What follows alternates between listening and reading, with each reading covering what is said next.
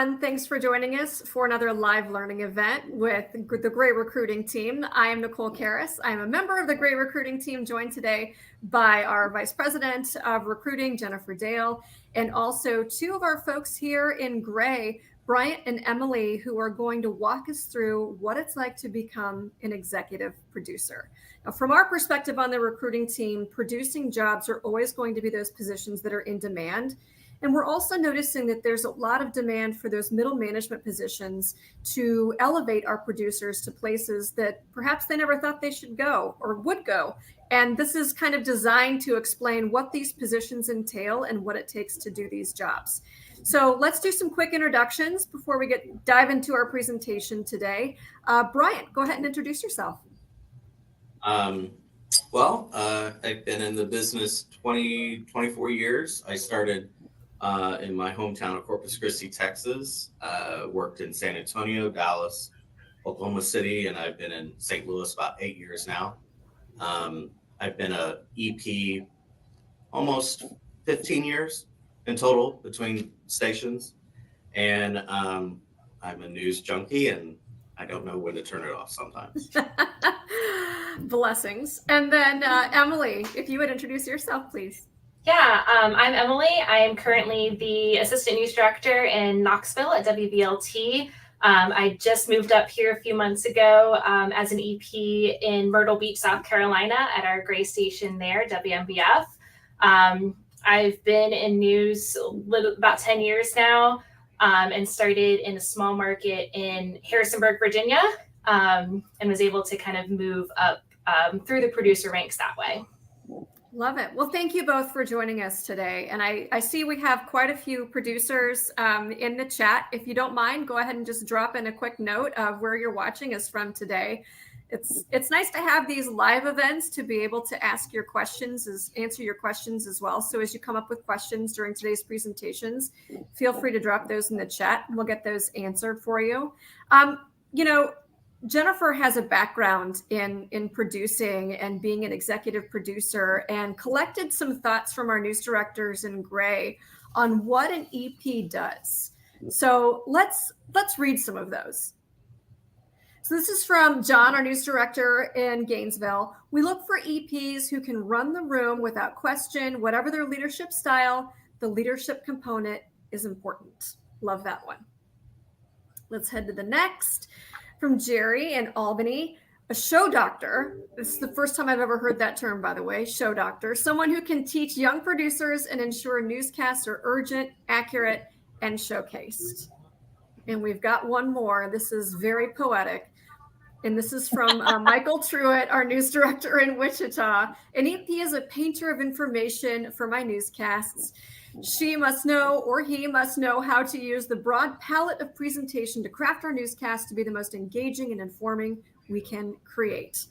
Not that anyone wants to follow that quote, but I'm going to put Bryant and Emily on the spot. What would you say an EP does? Bryant, we'll start with you. A lot. The show doctor is a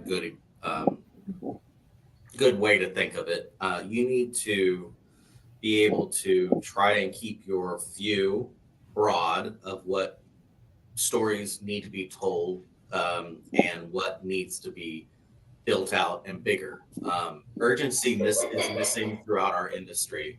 I hate it when people pick on our industry, but the Jimmy Kimmel thing of where all the stuff's taken from the feed and it's just the same scripting. That's an example of what's wrong. We need to give urgency. We need to tailor stuff to our market, make things relatable.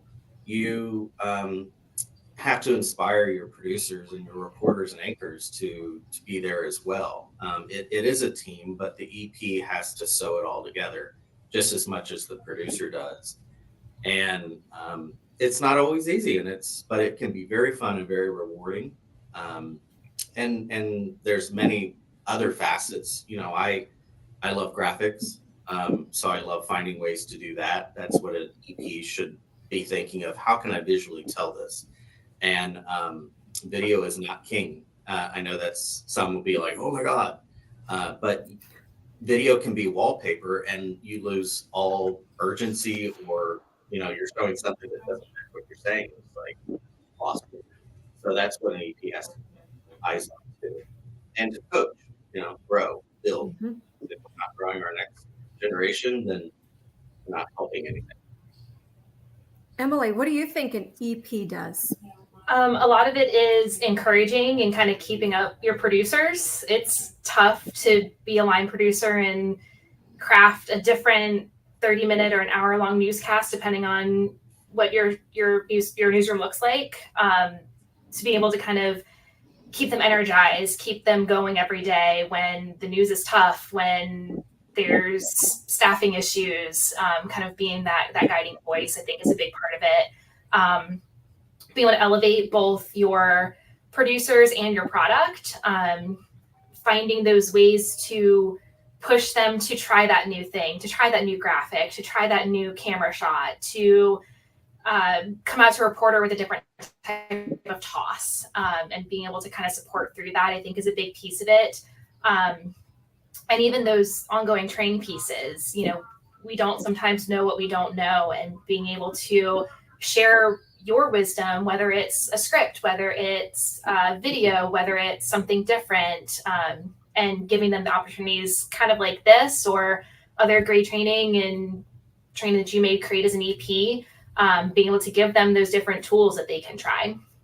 What I think too is interesting to point out is, both of you have experience in smaller markets. And though I feel like there's this overarching idea of what executive producers do, I feel like the individual stations have needs, and those smaller station needs are much different than, say, what the needs are in like a top 30 market. So just share a little bit, Bryant, about how the job can be different from a small market into a larger market. Many ways. First and foremost is going to be your staffing. When you're in a small market, you will have a smaller staff, and I think it's great to start in a small market because you learn how to use a lot of your tools. You learn how to depend on each other. A newsroom is a team, and you really do a lot of team building in those smaller newsrooms. Not that you don't do a bigger one, but you learn how to lean on each other, and like, this person's going to be great on this or can do that, and I know that I can trust them to help get my show to this level. And so the small markets are really great for that. And it's very rewarding. You also, a lot of the time, before we came online, I think we were talking about how small markets news still really matters. You'll hear your community, you'll see your community more talking, and they'll be astonished that you work, at that station or with that organization. And I think it really sells home like how important your job is. Without us, communities, there's so much misinformation. There's, you don't even know about little community events that are happening. So we do have a very important role, and that's what's great about the small markets. The big markets, a lot of the big markets still have that feel in certain parts of the country, but not as much as the small. So the small is just really rewarding in teaching you so many little things that will help you grow into a medium and a large market and beyond. If you want to go to network or somewhere else, you'll have valuable skills. I mean, the hiring market. Go ahead. No, I was going to say, just one of the things that I always like to say about a small market is that I was, and this is, and I'm going to refer to it, my time as a news director, but still, I think it's the same as an EP. I wouldn't have been prepared for the management job that I took in the larger market if I wouldn't have done it first in the smaller.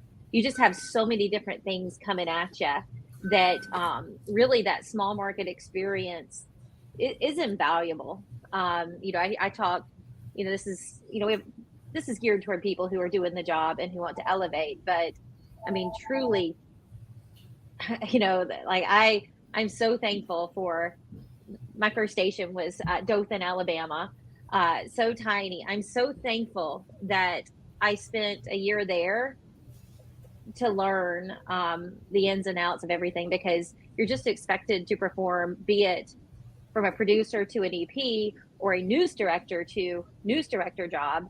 Like the level you're expected to perform on at the larger market, like things are just happening so fast to you that having that grounding in the smaller market really helps. Even like if you're taking a step back, like whenever to get my first EP job, I went down in market sizes from where I was producing. Thank goodness. But anyway, just throwing that out there. I just curious to hear any of your thoughts on this. How do you, because one of the hangups I think with becoming an executive producer, because it does fall in that management category, is the hesitancy to manage people, even though I would argue a producer already manages people within their newscast. As an anchor and reporter for many years, my producer managed me. I'm, not too To be proud fair, to say Nicole, that. a producer still manages you. That's very fair. But how do you kind of overcome that hesitation, or maybe that fear of managing people? How do you learn that skill? Cool. Have a great mentor. I think that's a big one for me. All 3 markets that I've been in, I've been super fortunate to have some really fantastic news directors that have been a sounding board and have kind of walked me through some of that process and challenged me to become a better leader. They're also in those positions for a reason and can kind of help guide you through that. And for me, a lot of it is, first off, kind of knowing how you manage your team. Are you more of a hands-on person? Are you the kind of leader that likes to walk around the newsroom every day? Do you like to check in often? Does your team need you to be checking in every hour? Some of that is kind of meeting people where they are too, and understanding when to just let them do their jobs and when to be more involved and to push them. And for me too, a lot of that is just sitting down with them and understanding what each person needs and how you can help provide that.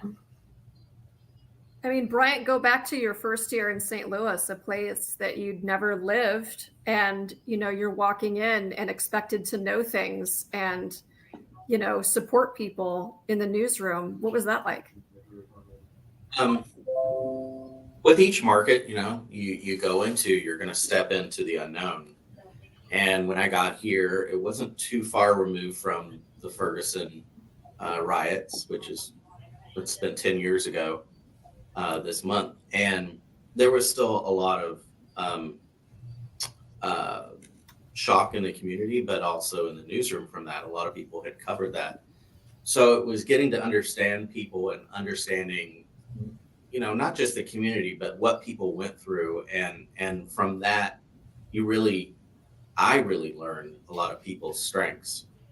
You can watch the video, you can watch the live coverage of what happened, and it just tells you a lot about that person, in my opinion, and the strength. And we still have a lot of those people here today. And as Emily said, it's kind of just getting to know people, and that's what helps grow you in a newsroom and managing people. I like to know about all my employees. I'm in news because I'm curious, and I like telling people stories. I want to know who I'm working with, or who, everyone's, we're all tools in a toolbox. So which one's right for what story or whatnot. So I think it's very important to get to know people on a professional and personal level in the newsroom. I think that is the most important thing. And this is, we haven't put it out there yet, but this is actually the first in a series on managing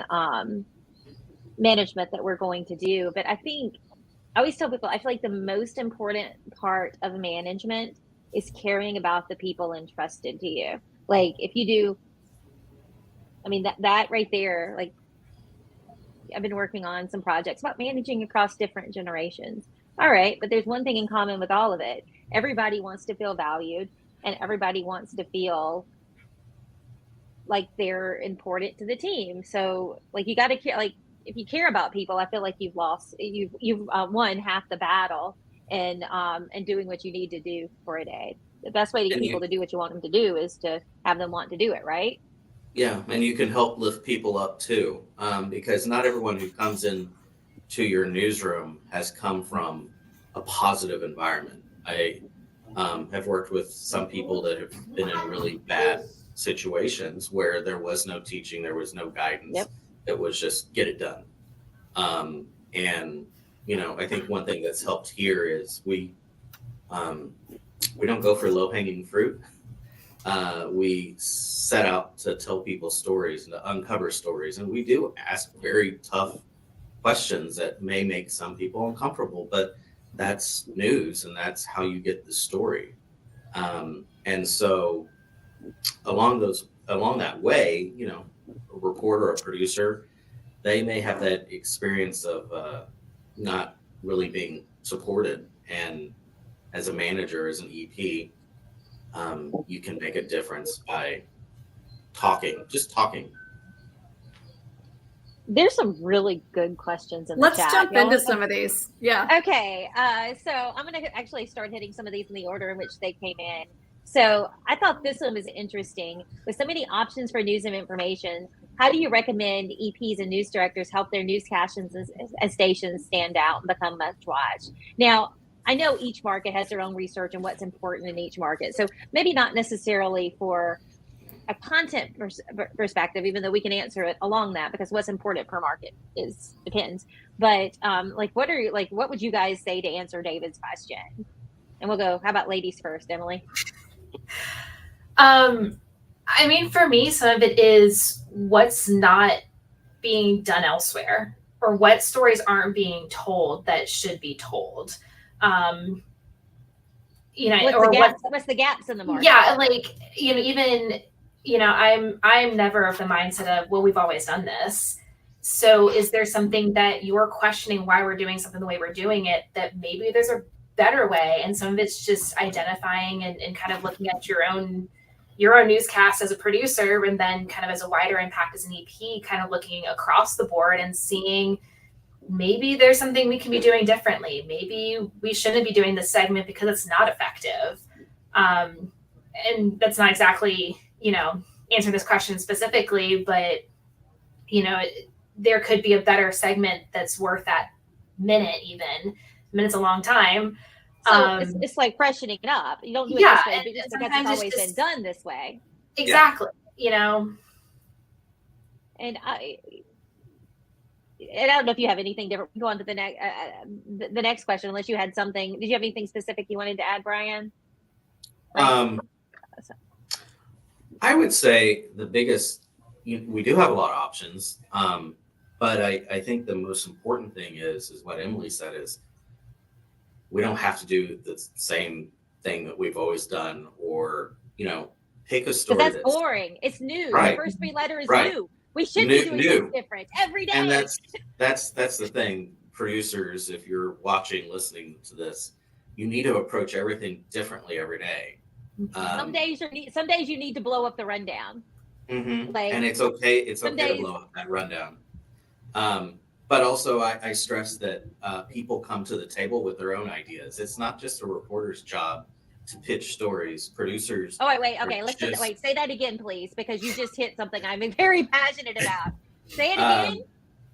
It's not just a reporter's job to bring the stories. Producers have to Everybody do it too. We're all journalists. Your one idea could be a 20-second pacer, or a minute, or 2 minute. It could be a special report, eventually that you work on. And we all live somewhere in our community, so we all see different things. And that's what I hit on hardest is on your way to work, on your way home, on the weekend, whatever. Be curious, be aware of what's going on around you, because it could be a story. And that's how you get different content day in, day out. Okay, I really like this question too, because let's all be real. It's going to be different from day to day. But what does daily success look like for you as an EP? I'll let Emily go. Man, these are good questions. I think it very much is different every day. And for me, sometimes it's just getting a newscast on the air. I have Some days you make air, some days you make art. I have had those moments where, you know, an hour before newscast, everything just goes wrong. And, you know, you pick up the pieces and everyone works together and it happens. And there's those days that you have this really great newscast where you can be creative and have beautifully produced headlines and great showcasing, and it goes off without a hitch, and that's success. And, you know, every day is different. And I think if it's a day that you can leave and say, you know what, I'm proud of what I did, that's a success. Yeah. I'll name a name. One of my producers that I know of is in this chat, Victoria. And I have, since Victoria came from one of our small markets in Gray, and she's been a great addition to our team.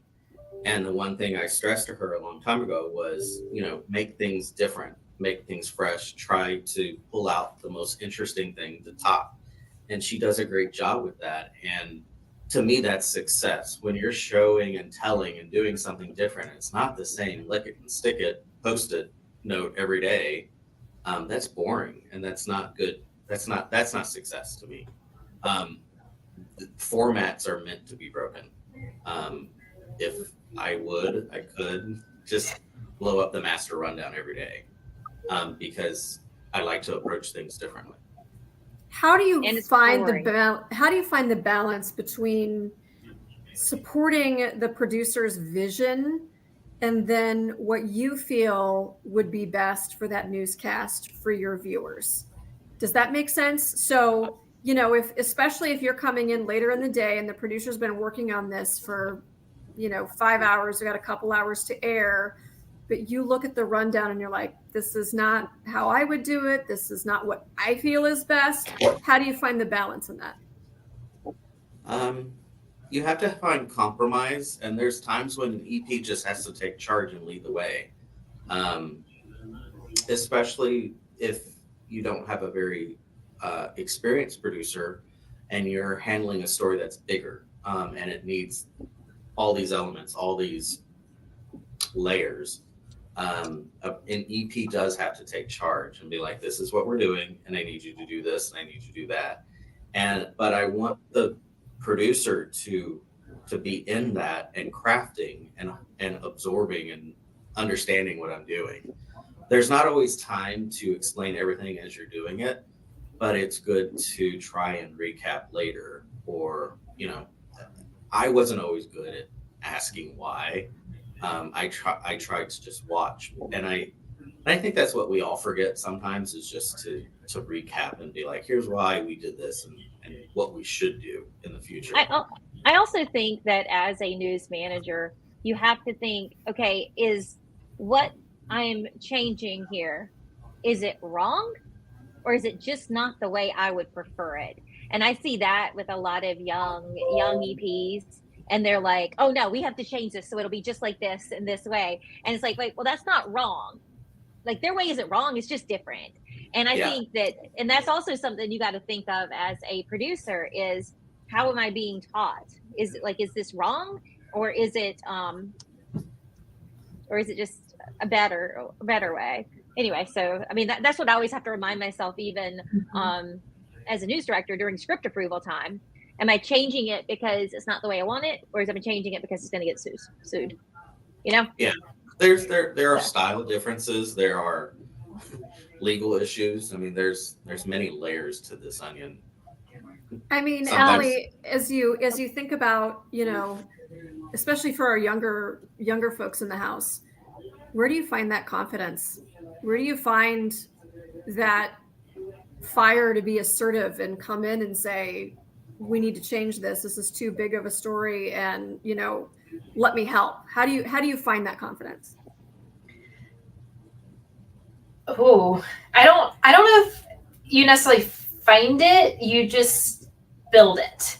Okay. So sometimes it's finding that one decision where you're just like, you know what, I had that rock star moment and I can keep doing this. And I think even years later, it's still that kind of moment of, no, I'm in this position for a reason, and I just kind of have to keep reminding myself that.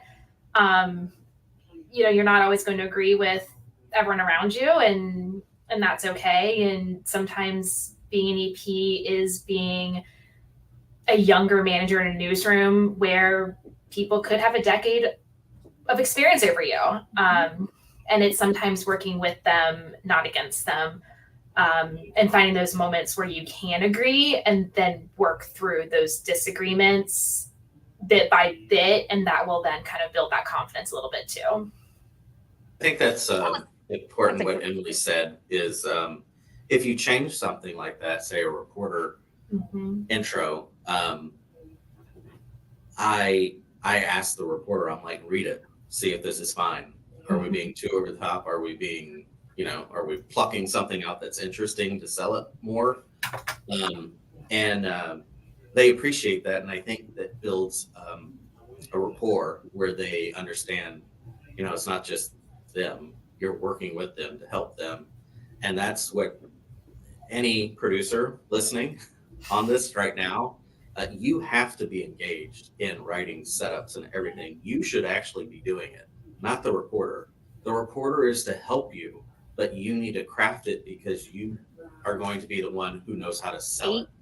And it's not just a one shot at all. Like, try to find elements from video to sound to graphics, whatnot.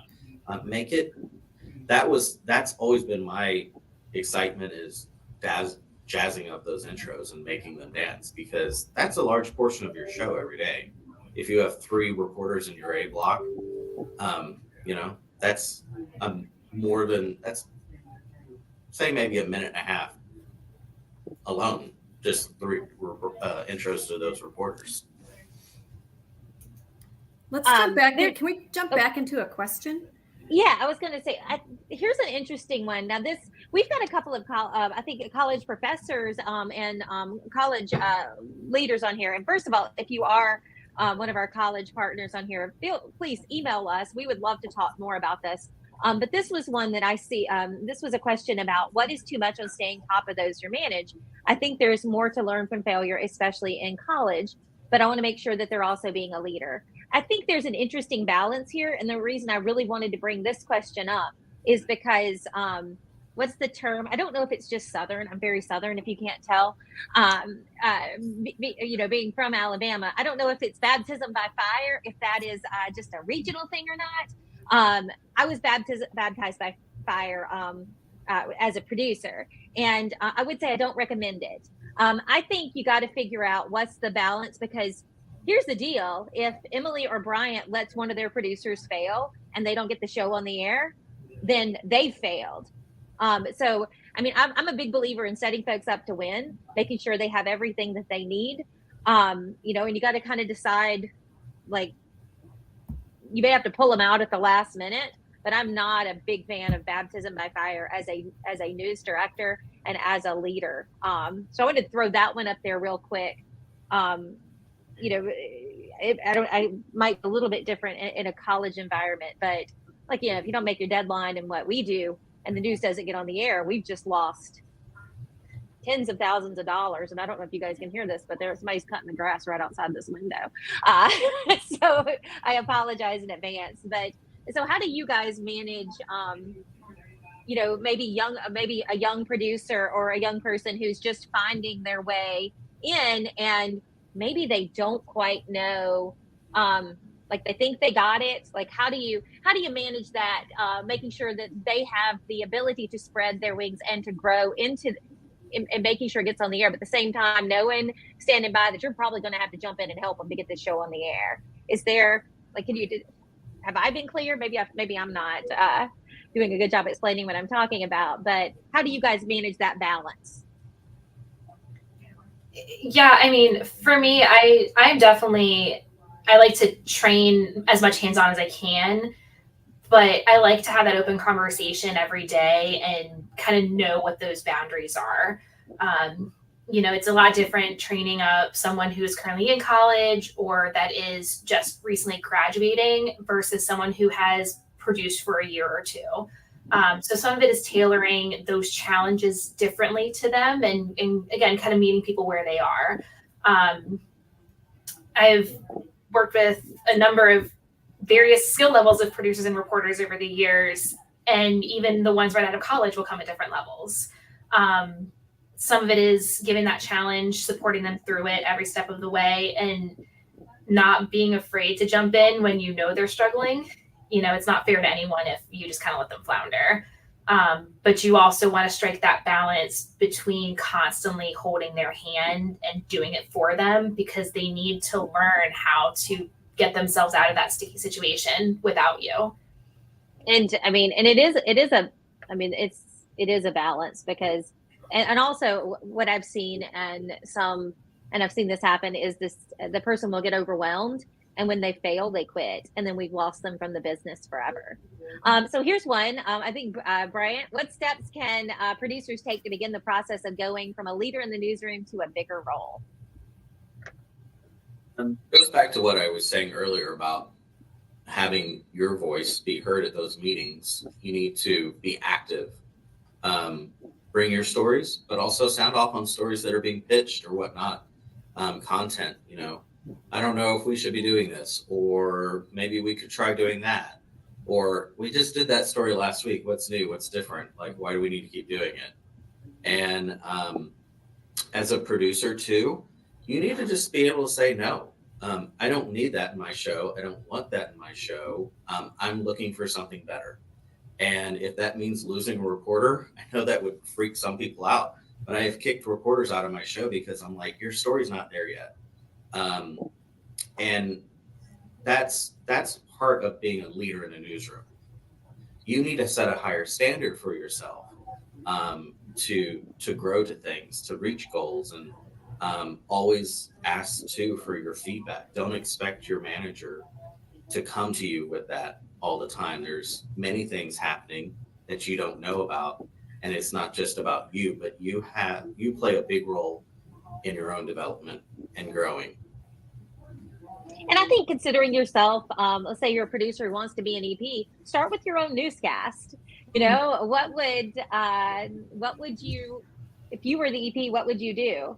We have the presentation, some of the ones we've blown off, but an EP should never be content to stack a show with someone else's content without any of their ideas coming to the table. If that's what you're doing, then you're probably not ready to be an EP. You should know and have ideas about what you should be you should want in that news batch. You should be a news junkie. I'm afraid we're going to get way behind if we don't, and we're going to miss out some questions if we don't go some more. And if there's something else you've got, Nicole, let me know. But here's an interesting one. This is from Annalise. Hi, Anna. It's good to hear from you. As the industry changes and recent grads fill producer positions that used to be markets with multiple years of experience, I don't know, like Memphis, like somebody perhaps who's asking this question. How do you grow into a leadership role in the newsroom as a younger journalist? Emily, I thought you might have some really interesting thoughts on this one. So fun fact, I actually started management about 6 months after I graduated, and that was just because my news director at the time was very super, super supportive. And I think that is kind of a lot of where I get my mentality from, of supporting especially younger producers and journalists. You really don't know what you don't know, and that's okay. It's terrifying being a young EP, being a young producer in a newsroom. But a lot of it is just learning everything you can and trying everything you can. Even now, I will go out and run a reporter a live shot because I've had that availability to, and I just wanted to learn how to do it and raise my hand.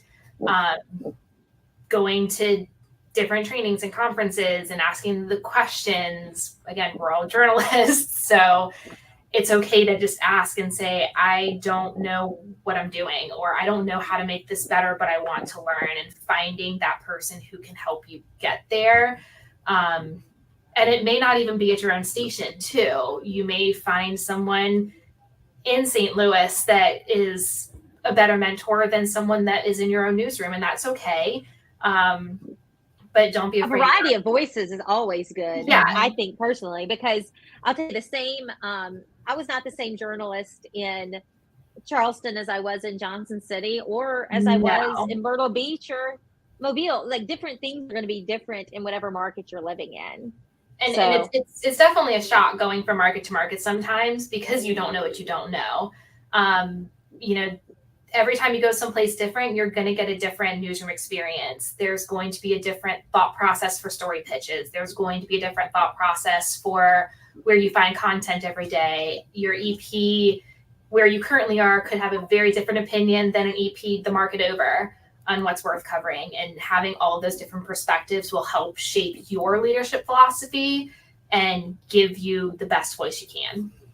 And I think like you really hit on something right there when you said, you know, you don't know what you don't know. But here's the thing, you got to be aware that you don't know what you don't know. And I think once you are, then you can ask those questions. Again, we're all journalists. You know, I've been doing this a long time. Do I know everything? Nope, absolutely not. I can always learn from, you know, from anyone. You've got to be open to listen and to know that your way isn't the only way. I mean, that's as a producer, that's as an EP, that's anything in management. But truly, you have to listen. You do, and newsrooms are diverse. We all come from different walks of life, so you need to listen to everyone. And as Emily said, ask, be a sponge, and grow. So here's an interesting question. I'm extremely interested in being an EP, but the current station I'm at does not have that job open, at least on night side. So my question is, when my contract ends, how do I start that conversation with my managers on a job that isn't available right now? I don't think you should wait till your contract ends. If you want to be an EP, you need to go ahead and talk with your news director about the fact that you want to be an EP. I remember walking in when I was, I'm not going to say how old, to my news director's office and telling him I wanted to be a news director. Now, I knew that it wasn't going to happen there, and I may have to leave. And, you know, basically I just looked at the man and told him I wanted his job.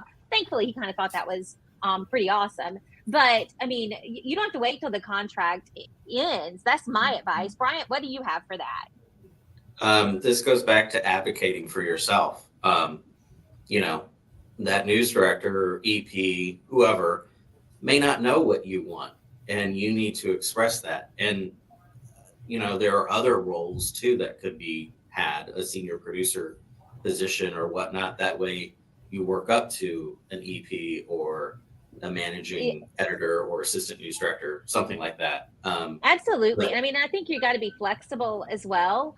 I mean, And- like I and noticed just on that know one, that but it the job doesn't- I want. Oh, sorry. Yeah, just know that it's not going to happen overnight. Like Mhm. there may be a longer track for you to get there. They may Especially if you set have out- specific market. If you have a specific market preference and a specific schedule preference, absolutely. Right. I mean, it took even after I walked into my news director's office and told him I wanted his job, I think it took 3 years and 2 states for me to become an EP. So, I mean, you got to think about that. You got to decide what you want more. Do you want to be an EP? Do you want to grow? Or do you want to stay where you are and have the shift? I mean, there aren't any wrong answers with that. And it's okay to go down in market size to come up, Yep. or it's okay to move. I had to do that in Dallas. I was a senior producer. You left but, your home. You oh, said, like you were yeah, telling earlier, I like did. you started off where you grew up. So Mhm. first of all, your mother must have been devastated. Well, she still is.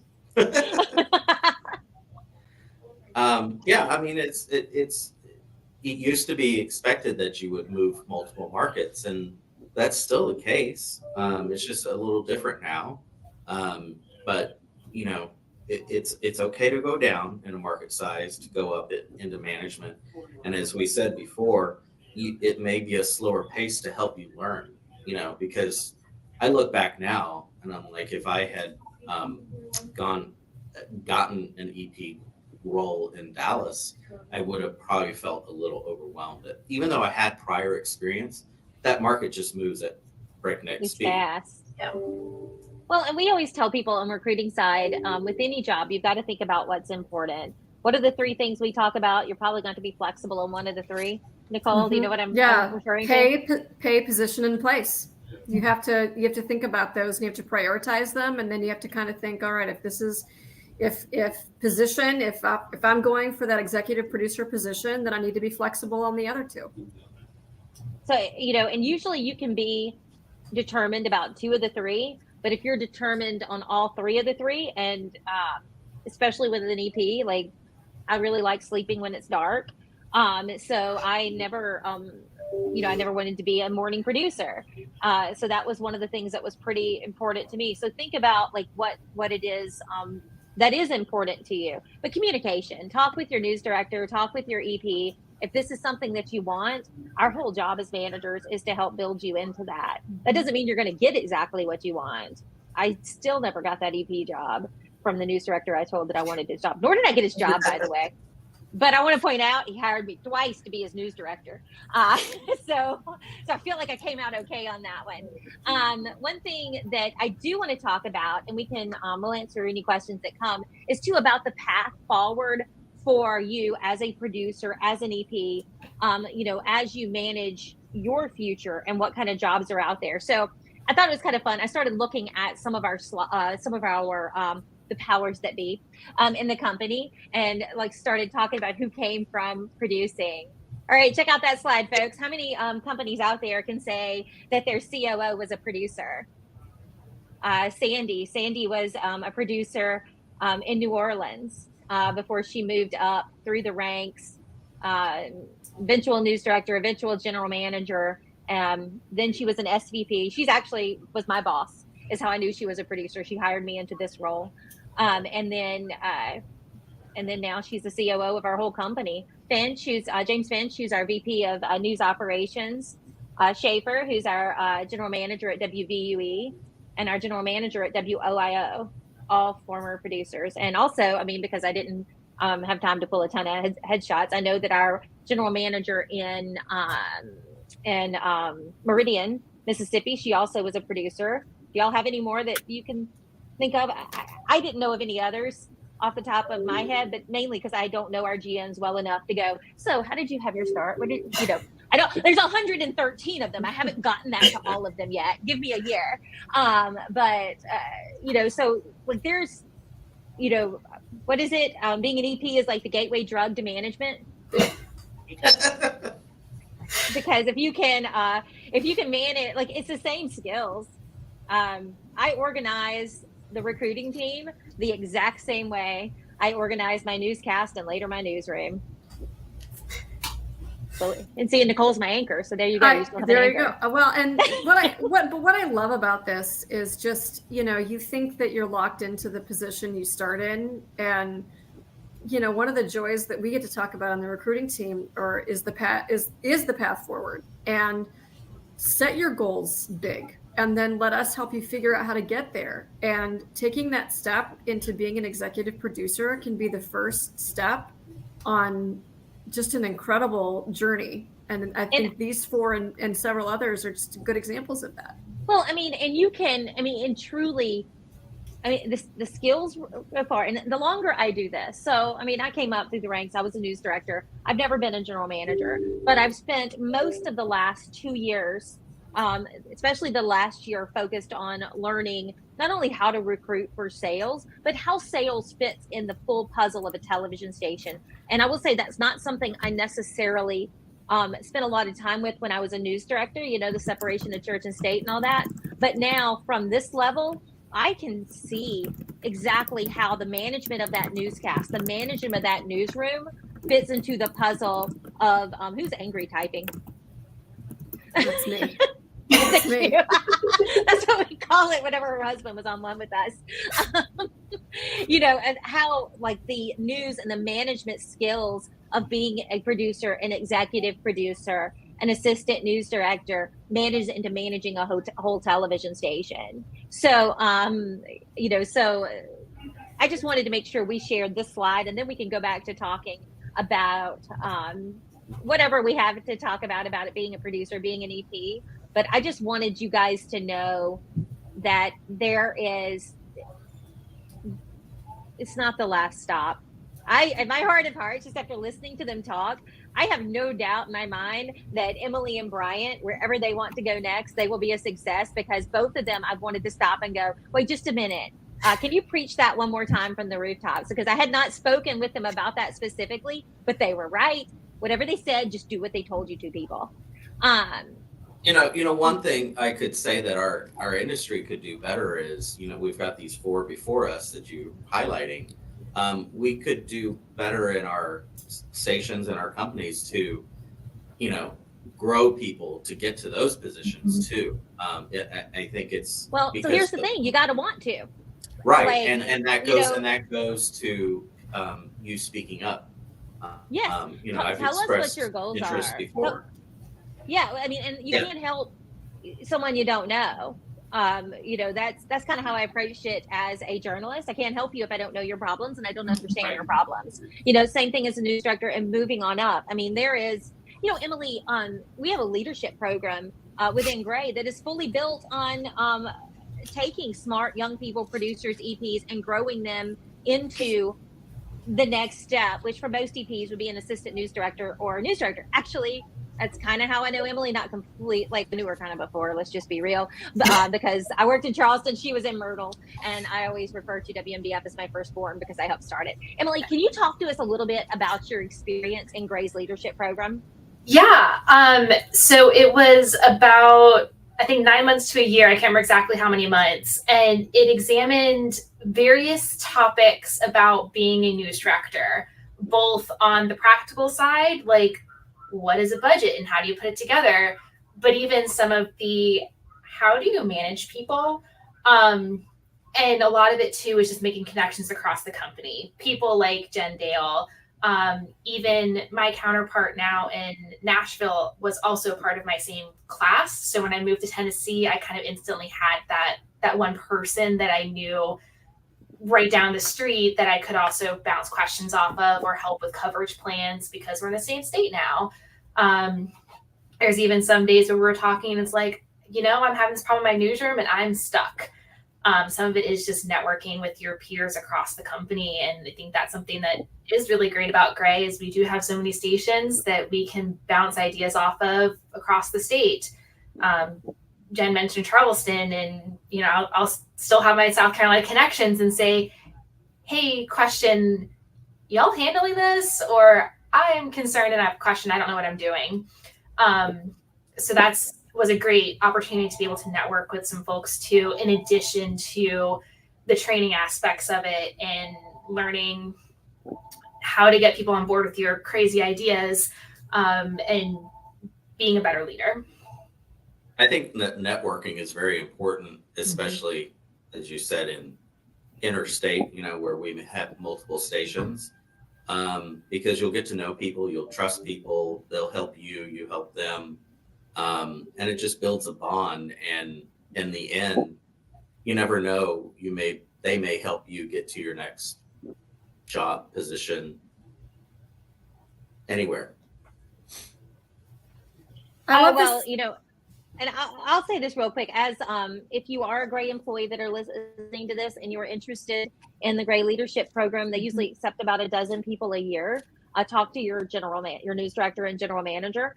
I was a product of the Raycom leadership program. Some of you may know that Gray bought Raycom a few years ago. And do those things last? Do your connections with that last? Yes. I saw that a couple of WANF employees are on this chat. Well, Kim and I were in the same leadership class 15 years ago with Raycom. So I mean, and then there's several more people that were in that class. I think I did the presentation for Emily's class, and I want to say we turned out 4 or 5 news directors and a couple of VPs. So I mean, those classes, now to be applicable for those classes, you got to do the work. Like, you've got to be a star in your newsroom, and stars work hard. But that is something that we do have within Gray. We just not finished up. We are in the process of our second class. So pretty soon they should be sending out a call for the 2025 class.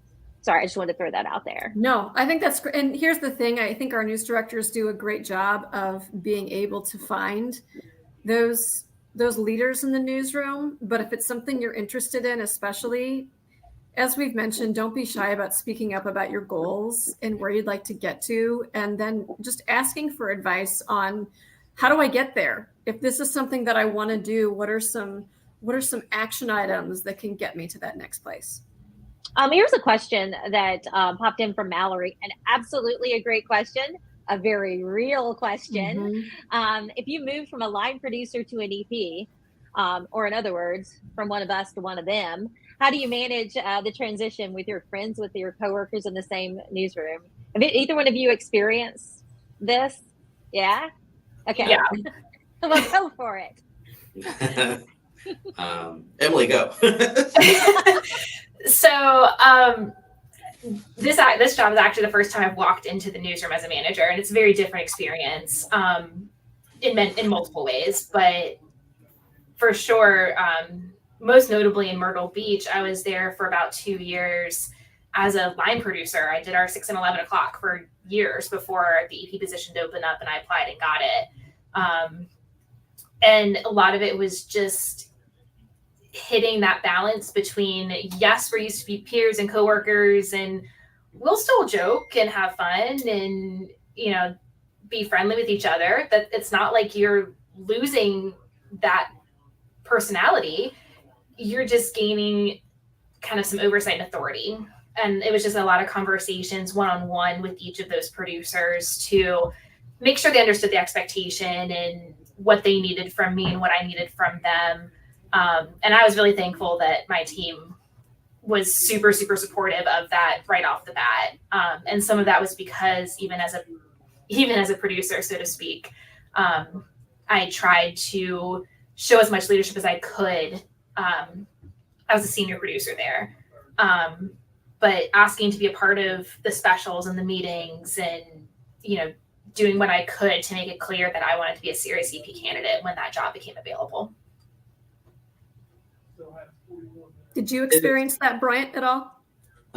Yeah, I have at a couple of my stations, and it's not easy. It's if your friends understand, they need to understand, like, you are taking a new step to better yourself, and there are different responsibilities and expectations, and they have to respect that, and you also have to respect them. You can't be super chummy, but your friendship is there. If there's a foundation, it shouldn't crack. So yeah, it's just difficult if you're growing within a newsroom to a new position, a management type position. And that's hard.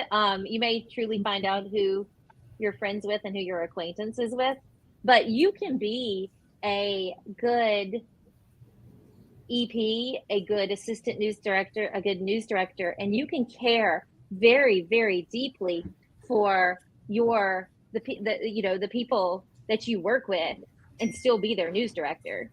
You can do life with them. You can, there may be situations sometimes that are a little uncomfortable if someone does something that you have to tell them to knock it off.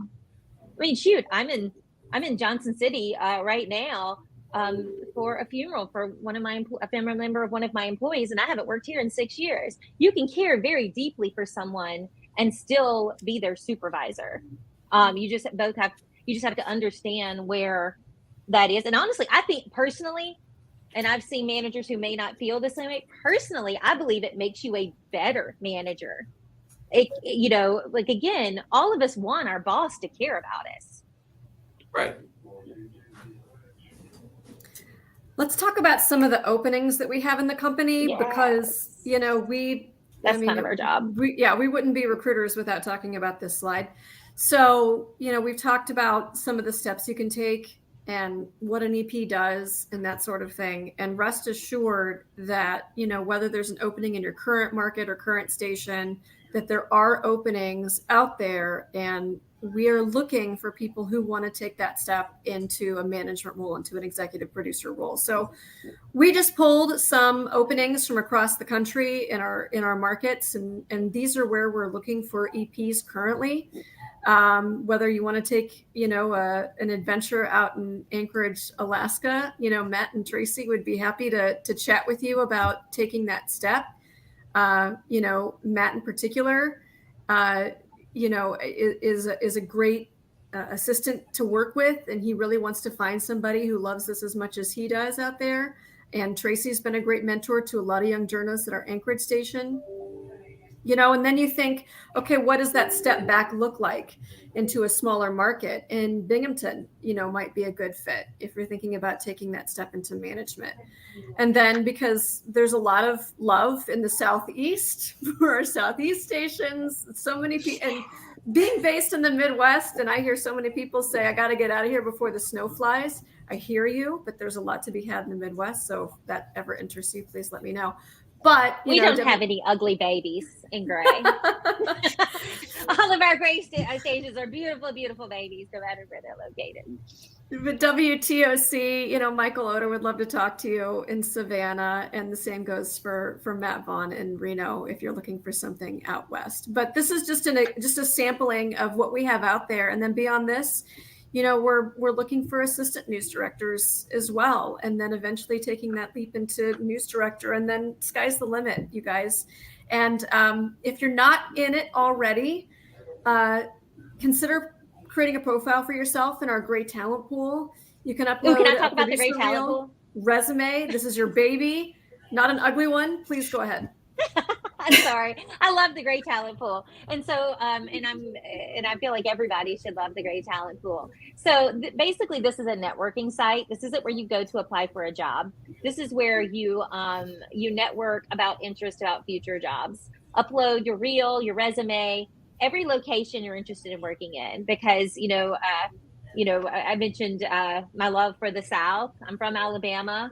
I'm currently in Tennessee, and I live in Charleston. So I have personal ties to a lot of different parts of the South. If I was looking for a job, I could put in that I'm interested in a job in any of those 3 states. I could put in my availability date, and I could put my desired salary. If you're a Gray employee, please let your news director know before you do this, because they're just going to get an email that you put yourself out. What is it? So one of our news directors called it the transfer portal. Had football fans in here. Entering the portal. Mm-hmm. They're entering the portal. So, think about that. But it's a way that you can kind of know what's out there. If you are a Gray employee, please you read your email. We try to do quarterly Grow with Gray sessions. As a Gray employee, if you are in your first contract, you are free to transfer in the last 6 months. If you are in your second or subsequent contract, then that's then you can talk with your news director and GM if there's a job that you are interested in. But we have one of the things that I've loved after living in so many different places over the years is I've gotten to know so many wonderful people in so many different microcultures. I've spent all my career in the South. I don't do good with snow. I don't quite get it. But it's very cold. It's not that bad. Anyway. It was like 60 degrees out here this morning, and I'm like, what is this madness? I brought my sweatshirt and everything. But so you can kind of use that. I love looking at different places, visiting the different places, and seeing what makes each community unique and special. And it's kind of fun that I get to live in it. So think about that. The Gray Talent Pool, you can access it either on that QR code or at grayishiring.com. And that's also where all of our events, training events live that we do with the training team. Not to be confused with Gray News Training, very, very different. We're just here to talk about it and to help use this to get help people, get new jobs, training teams to make you better at your current job. So don't hesitate. And then we've also got, hold up, I've got another super here. You can always reach out to us here on the recruiting team.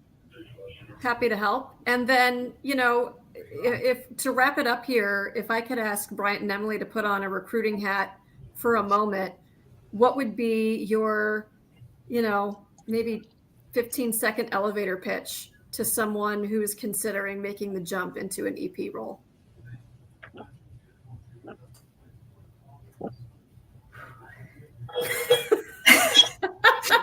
Okay. As producers who ask anchors to think on their feet, this is All right, this so is the we also, reverse. I also recruit for sales, where we talk about elevator pitches. If you want to attend some of that training, let me know. Yeah. Apparently, I need some of that training. If you're thinking about it, do it. I mean, truthfully, it is super rewarding to have that breakthrough moment when you're working with a producer and it's the same script issue day after day after day. And then you read their scripts and all of a sudden it's there, they get it, and the light bulb goes off. And it's so cool as a manager to be a part of that moment and to be a part of why they are doing what they're doing. And even just helping a producer reach their goals is super, super rewarding. You know, not all of us are award motivated, but I have worked with producers who are, and their face when they get that nomination is priceless. And it's fantastic. It's just as rewarding for me as an EP and now an A&D to be able to see that joy. Love it. It's a great rewarding moment when you see someone bettering themselves, their show, their newsroom, taking charge, and it's you know, it can be a lot to coach and day in day out, but to see it pay off, that's where it's great. And you know, every show can be different. You have your good shows, your bad shows, but and especially when down the road, that show that you EP'd and you worked and that producer just like sung the best song and you get a reward for it, that's where it really comes back to. We had that a few years ago. Actually, last fall, we got a national Murrow for best newscast in the nation after we had a horrible school shooting.